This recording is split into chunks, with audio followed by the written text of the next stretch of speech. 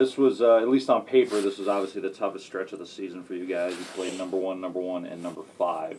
To come out of it 2-1, and within a touchdown of going 3-0, I'm sure that's got to feel pretty good, especially since all 3 were on the road. Well, it wasn't just on paper; it was for real. That was a tough stretch through there.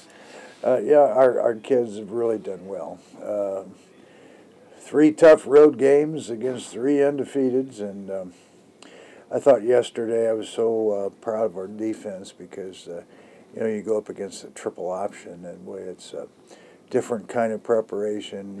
Where you teach kids to get to the football, and now all of a sudden they got to be disciplined and go to their assignments, and that's tough to get ready in 3 days. But defensive staff did a great job, players did a great job, played hard because they're a tough team to keep off the field.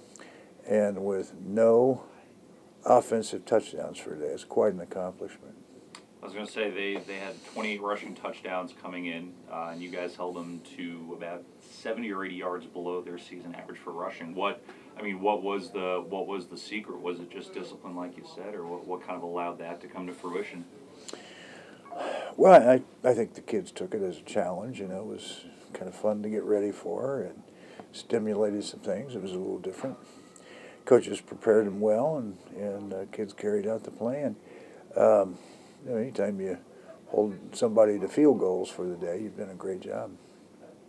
I know you said that a loss here wasn't necessarily the end of the postseason question, but this was definitely a big game. The sense I got from the team was that they were approaching it like a must-win. Mm-hmm.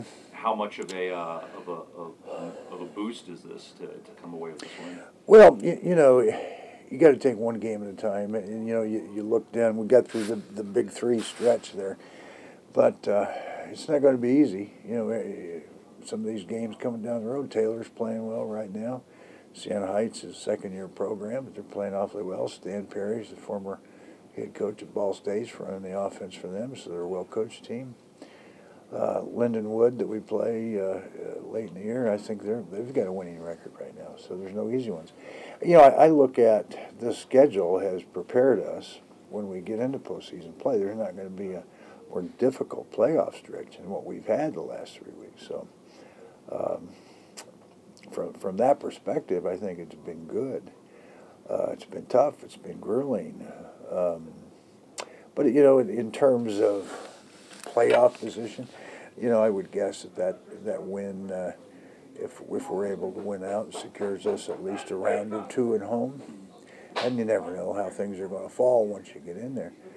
But, we're as good as any football team in the country, so we've got to make sure that we're smart and we keep improving every day and every game, irregardless of how you perceive competition.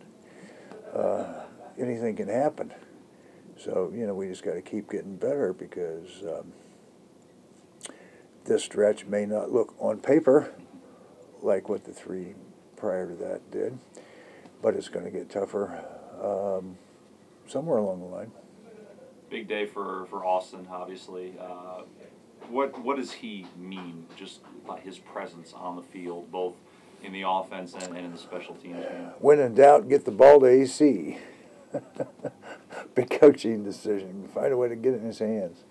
The momentum, they returned the opening kickoff for a touchdown in the second half. That was their only touchdown of the day. And then they turn around, they're bold and kick the ball deep to him, and he's magic. I know that David got the start. Josh did take some snaps. How did Josh look physically to you? He wasn't at full strength, but they did a good job defensively with coverage variation and robbing plays and trying to create longer throws on first down and that sort of thing. And Josh, probably the best decision maker, and understands coverage is the best and that sort of thing.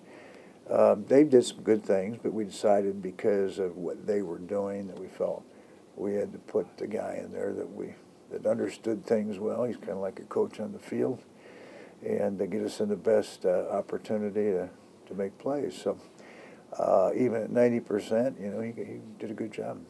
And just lastly, Antoine, only a sophomore, but he just seems every week, 100 yards, 100 yards. He just seems to be so consistent. What has he meant for the run game? Well, he's tough to stop, man. I'll tell you, he's a powerful kid who has speed and has just great vision and able to make that cut.